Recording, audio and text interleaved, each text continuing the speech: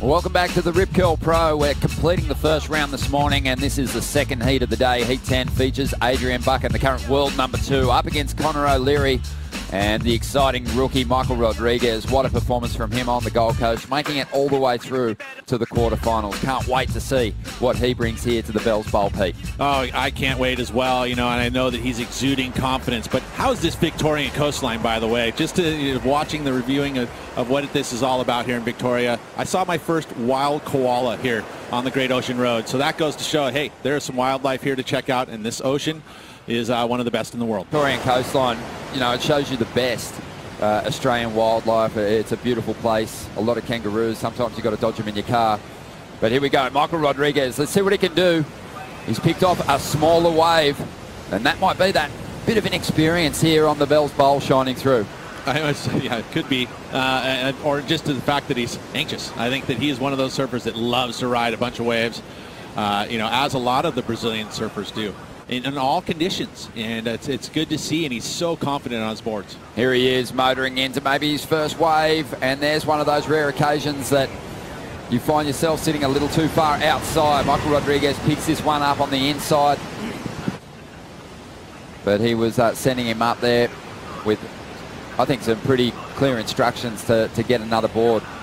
Well, you talked about the benefactor of Ace not getting into that wave, because it did shut down pretty darn quickly. That was a pretty meaty section. Didn't look like there was a whole lot of pressure put on the board, but maybe even the connection with the lip can sometimes be strong enough to crease a board. Probably going to work in Ace's favour that he didn't get that wave. Conor O'Leary, let's see what he can do. Big, powerful lad. Drives up into the pocket. A little floating manoeuvre to get started. So the first set just came in on a different angle and shut down as a result. So Ace was almost the benefactor of not getting into a wave there. That's just a little bit of luck. So he heads back out there now, Rodrigues. Adrian Buchan now with his first opportunity to drop a number. Doesn't waste that first section. And there's a couple of big backhand belts on the outside. And it'll be worth him making that journey through to the inside now. The wave flattens out for a moment. Ace able to just motor through this flat water. His equipment looks sharp on the Gold Coast. Looks like it's still in good touch down here, and he gets a solid finish, getting that board vertical on the inside. Again, just so reliable. I mean, he was able to, again, that first section, knows how important that first section is, so he attacks that, kept good rhythm, stayed with the wave. Just so smart in the way to strategize a heat, and as it unfolds, to make adjustments. So we see the first section here. Beautiful first snap. Again, redirecting the board, actually getting another solid turn on the second section. The wave flattens out here, so there's not a whole lot of scoring opportunity anyway. So it wasn't like he missed any sections there by being caught behind, and stays with this one, knowing that at some point it's going to steepen back up again on that shore break section, which it does. Really no scoring opportunity until now. And again, attacking vertical on the backhand. Nice rhythm. Good wave for Ace. Could be the best one of the heat so far. The surfer from Cronulla, Sydney Southern Beaches, is going to take this one, using his priority.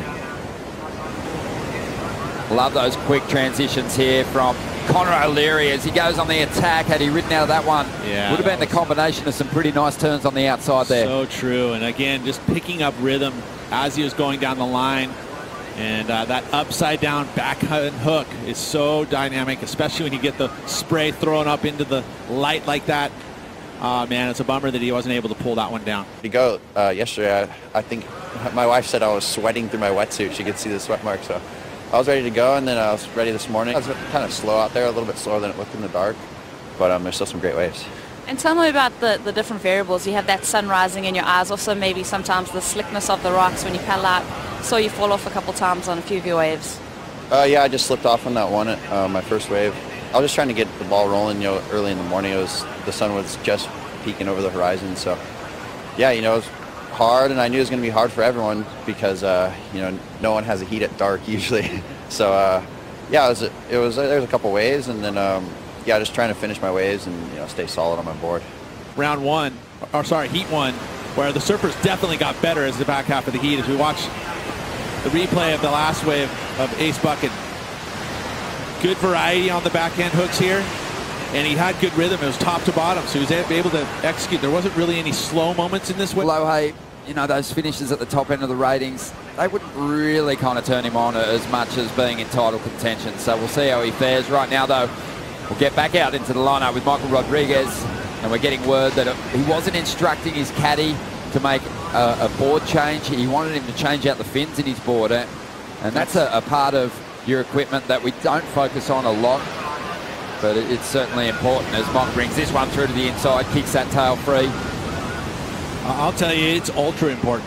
I mean, because there's so many things you can do with fins to change the way a board feels. I mean, those are the gas pedals. You know, you got to have a good set of fins, and there's flex, there's template, size of fins, all factor in. Changing it out so just that it feels a little bit stronger, maybe a little bigger fins. If you watch this replay, kind of adjusting to his board here.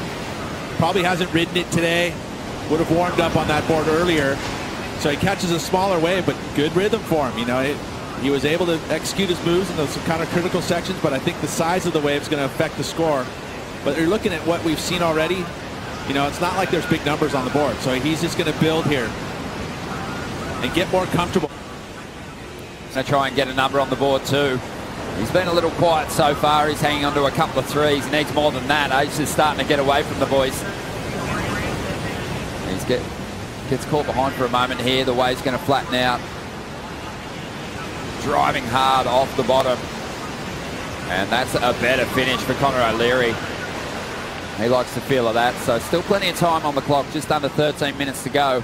But Buchan super composed out there, 4.83 and a 5.5, and Connor needs a pretty decent number at this stage to get himself into the lead. Yeah, so quick in and out of his moves, Connor, and that really is where you're talking about, looking at what he does as a point of difference.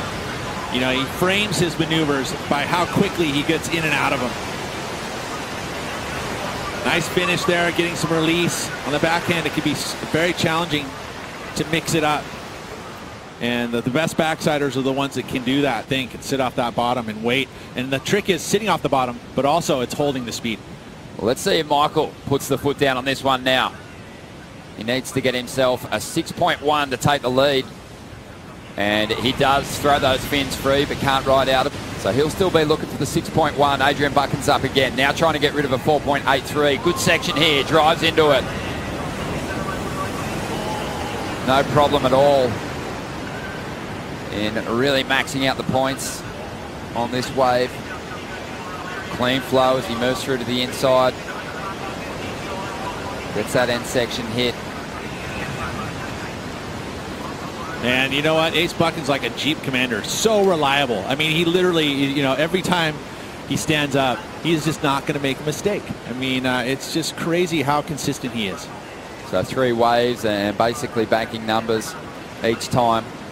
Not sure if this one's going to better the 4.83. A lot of people talk about this wave being flat. It's definitely a little flatter than others, but the bowl sections are steep and they're beautiful to see. Yeah. And this is one of those sections right there. And see how he goes upside down. That's how he carries his speed through his move. Was going upside down like that because he's creating friction on that toe edge rail as he's doing the maneuver. Not just placing it up there, he's driving through it. Similar to this too, driving through, showing so much control.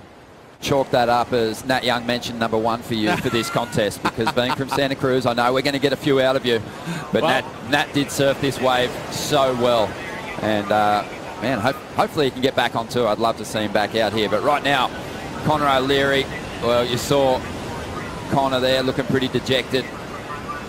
He jumps off that one. He knows he was way too deep on that occasion. 15 seconds to go here, and I can't see another line coming our way.